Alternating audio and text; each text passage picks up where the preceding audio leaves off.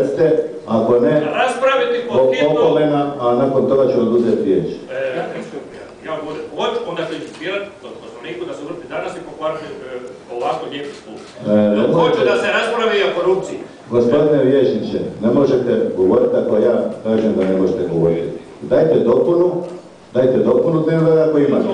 Nemojte raspravljati, molim vas. Ne, ima pravo 5 minuta. Ne, nemate, to je u raspravi.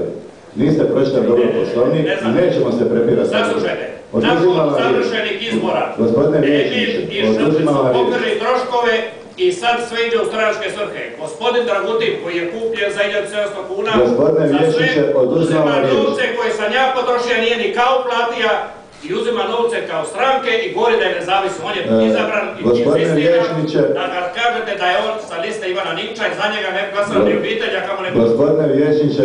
Odustajem od nadopuna dnevnog reda, a će na sljedeću se raspravljati. A kolega... Gospodine vijećniče... Pravni fakultet i vaš policijski, ne znate vi to. Gospodine vijećniče, hvala na... Želim uspjeh i razvoj. Hvala na čašće.